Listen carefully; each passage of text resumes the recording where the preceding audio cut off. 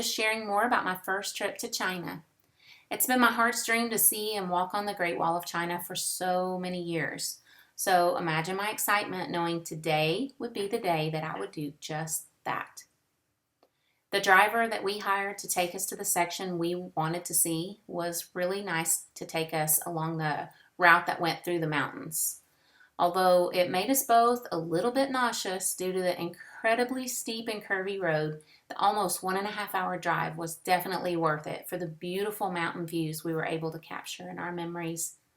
While our driver wound his way up the tiny roads and around old men on bicycles and old ladies carrying heavy loads, we focused our eyes out the front window and took peppermint essential oil beadlets so that we wouldn't get sick and throw up. It's hard to explain how different driving is in China. There's just people everywhere, literally everywhere, on foot, on bike, on scooters, parked cars on the sides of the road, people pushing wheelbarrows, people carrying heavy loads, and lots more. There's just people everywhere. The driver usually just swerves around them and never even slows down. If someone in front of him is going slow, he just honks and passes them with a hair's width to spare. People selling fruits on the side of the road or other stuff that they sell on the side of the road, they must have nerves of steel. That's all I can say. We passed by so many things. I wanted to ask a million questions, but I had to focus on not getting sick. Farmers worked in the fields and gardens, villagers worked on buildings and roads, and kids lined up in uniforms marching in front of their school buildings. Mountains, beautiful lakes, trees that I've never seen before. It was all just so beautiful to me. China's a very proud country, and we saw hundreds, if not thousands, of the country's flags displayed pretty much everywhere we went. Honestly, the views on the way to the wall were so beautiful beyond description. The sky was clear and the sun was bright. Before we arrive at the Great Wall, I want to share a few interesting facts about the wall. Although the official length of the Great Wall is 5,500 miles, the length of the entire Great Wall, built over thousands of years, is roughly estimated at 13,170 miles. Just to put things in perspective, the circumference of the equator is 24,901 miles. Can you believe it? Now, to get to the top of the section that we were going to explore, we had to walk about 20 minutes up an incredibly steep hill. So on the way up, we stopped to eat a bite of lunch, and that's a random stranger. And then we rested up a little bit for the hike. Then we took a 10-minute ride in a cable car. On a funny note, the cable car next to ours had a note painted on it that said Michelle Obama had ridden in that car to see the Great Wall. I thought that was funny. So the cable car ride was really great. The Chinese are all about noting dignitaries, and I just thought that was a funny thing that they had actually taken the time to put it on the cable car. The cable car ride was great because it actually gave us a bird's eye view of the landscape around the Great Wall, and it also gave us a chance to catch our breath after climbing that big hill. At this point, I was functioning on a huge sleep deficit, not only due to jet lag and my lack of being able to sleep, but my sheer excitement for the fact that I was in China. I kept pinching myself and telling myself, I'm in China. My feet are on China. My feet are about to be on the Great Wall. After the cable car ride, I actually was able to put my feet on the Great Wall of China.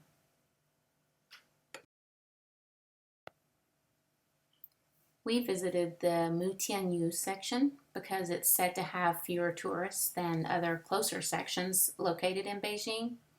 When the emperor ordered construction of the Great Wall around 221 BC, the labor force that built the wall was made up mostly of soldiers and convicts. It's been said that as many as 400,000 to 1 million people died during the construction of the wall. Many of these workers were buried within the wall. That's why it's sometimes called the longest cemetery on Earth.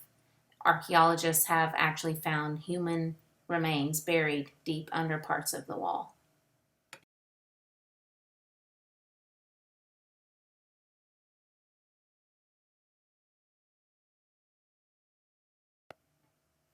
The view surrounding the wall is just breathtaking at this section, due to the fact that it's about 90% surrounded by woodlands and streams. It just makes for gorgeous views.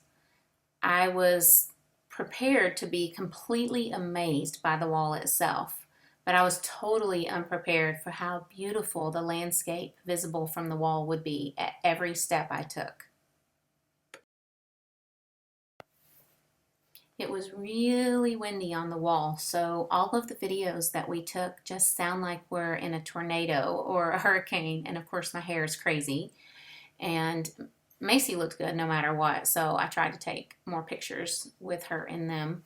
In hindsight, I do wish I had taken more pictures with me in them, but one, I felt like I looked pretty rough, and two, we were just so awestruck by the wall and the surroundings that I didn't think of turning the camera towards myself. I mean, compared with other sections of the Great Wall, there's some really unique characteristics about the Mutianyu section. For example, you can see the skyline of Beijing on a very clear day like this day. Watchtowers are placed along this section of the Great Wall. There's actually 22 on this 1 1/3 mile long stretch. The steps are really narrow and hard to walk on. Both the outer and inner barriers have these extensions of the wall right at the edge that are the upright sections of the battlements with holes on both sides called parapets that allow shots to be fired at the enemy from both sides of the wall. And I'm told that that's a really rare thing on the other sections of the wall. Actually, a couple of elderly ladies from the UK stopped me and asked if I knew what those holes were. And so I actually looked it up right on the spot to find out. The Mutianyu Pass has 3 watchtowers, one really big one in the middle and then 2 smaller ones on both sides. Standing on the same terrace area, the 3 watchtowers are connected to each other inside, and they make up a really rarely seen structure among all the other sections of the Great Wall. One really interesting and cool fact about our trip was that I was really thankful because we arrived right after a Chinese holiday. Oh, there's Macey. She's having a good time. But we had planned it so we would arrive right after this Chinese holiday. So most people had gone back to work, and we almost seemed to have the wall to ourselves. My friend Alice, who lives in Beijing and who has been to the wall over 2,000 times, kept commenting that day how empty it was. And she said she had never once seen it that vacant. On top of having that advantage, the weather was so clear that she commented she had never been able to see as far from the wall as she was able to see that day. So it was just really neat, and I told her that God was really blessing our trip because He knew how deeply my heart wanted to see it and enjoy it, every moment of it. And it was so incredibly beautiful that there was a couple of times that I was actually moved to tears. It's just so awe-inspiring. Pictures. I tried not to take a million pictures of the wall, but to be honest, I couldn't help myself. It was just so magnificent and so massive. Every time I took a few steps, I just wanted to stop and capture the beautiful mountains and the changing leaves and get a picture of me or Macey in front of this spot or that spot and just admire God's beauty and the man-made structure that's been there that is so famous. The sky was so blue, and it just seemed like the wall went on forever. We were there for about 2 to 3 hours, and we were exhausted by the end of our walk. Then we took a cable car back to the bottom, and Alice told us some more facts about the Great Wall.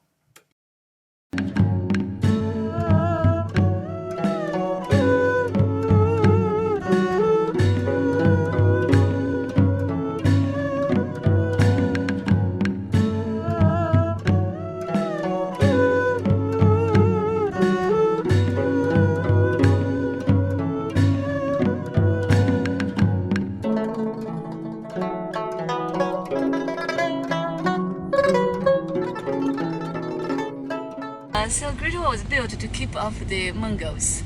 Hundreds or even thousands of years before, Mongolian people always attacked China. They killed people and animals. They made the border unsafe. But Chinese people love peace, harmony. We hate invasion, so we never attack others. So in order to keep off the Mongolian people, the high wall was set up. So we first time constructed Great Wall in 221 BC. We last time reconstructed Great Wall again in the late 14th century. So today's Great Wall is from 14th century, Ming Dynasty. So in the Ming Dynasty, they spent 100 years. They built the Great Wall, 8,000 kilometers. That's the Ming Dynasty. Here we don't have to talk more about its first construction. We just need to talk more about its first construction, most important. In 221 BC, this was a very famous historical year because in the year China was first time unified. Before this year, there were more than 10 different kingdoms. But one of the very famous king, whose name called Qin Shi Huang, Qin Shi Huang unified China, and he was worried about the border's safety. So immediately, he organized people to rebuild the Great Wall. He built the Great Wall. Great Wall was built on the original prototype of the three kingdoms border wall: the Qin Kingdom, the Yan Kingdom, the Han Kingdom, three kingdoms. He ordered to rebuild, and he linked up the different kingdoms' border wall. And what's more, he extended it to the far east and far west respectively. So altogether, Qin Shi Huang's Great Wall had a total length about 5,000 kilometers long. So he spent nearly 11 years. It was from the year 221 BC to the year of 210 BC. Some 11 years. They had the Great Wall built at 5,000 kilometers. So that was a very high speed, very efficient.